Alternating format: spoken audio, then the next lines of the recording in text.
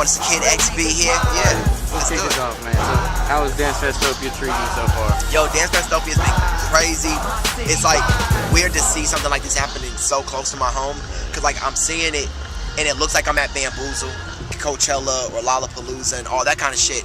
And my home is like 3 hours away from here, and I normally, you know, Bamboozle is in New York, and Coachella is in LA, and you have all that. So seeing this is crazy, and then you have the casinos around. It's dope because it's a Midwest movement, and you get to see that we can do this shit. We can do this too. You know what I mean? Hell yeah. So there's a lot of acts here, as you already know, and different kinds of music represented. You were talking with Alice Sight. Have you got to meet anyone new or network with anybody about projects? I would say the newest artist. Well, I'll say the newest artist that I met out here was Iggy Azalea. And that was just due to the fact that like I've known of her music, and I'm actually a fan of her music. And when I knew that we were doing the show together, I'm like, oh shit, like they're already bringing Iggy Azalea to Kansas City. That's dope. You know what I mean? Because like, you have artists like me, you have artists like Herb the Phenom, you have artists like Iggy, and even the new boys. Like we're all still up and comers. So we're all getting to like do the same set, the same stages. We get to meet.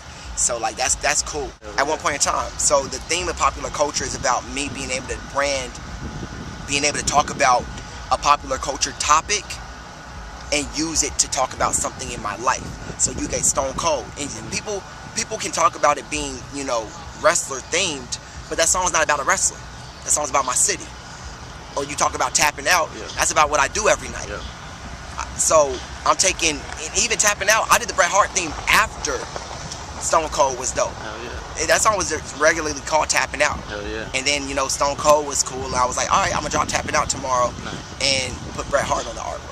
And I do all my own artwork, so it's they're pretty dope too. Thank you. Like I downloaded the MP3. No, I downloaded the artwork for the one you put out on Valentine's Day. Oh, preview. Yeah, with the little. I did that shit in like 5 minutes before I boarded a plane. For sure. And but the thing is, I love artwork. I love being able to go through my iPod. It's the same thing. Alright, so here we go. We got some lyrics from Tapping Out.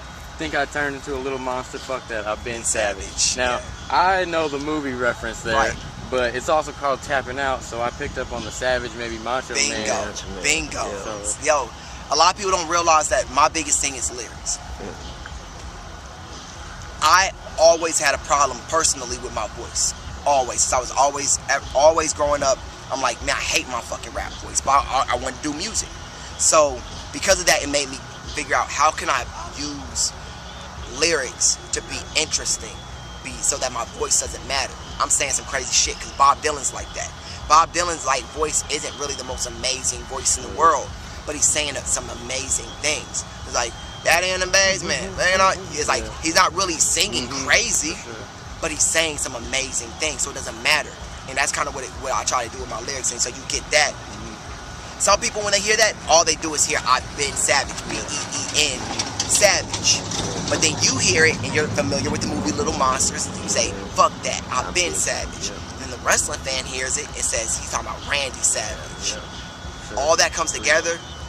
That's what I was trying to do. It's like a double entendre. Bingo.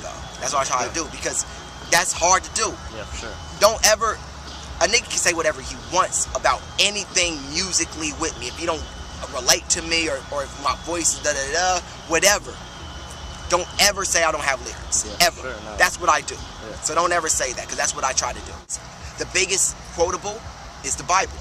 So it's like quotes like a biblical passage. Think I turned to a little monster? Fuck that. I've been savage. And it's like, because niggas will be like, man, XB dope now. Fuck that. I've been savage.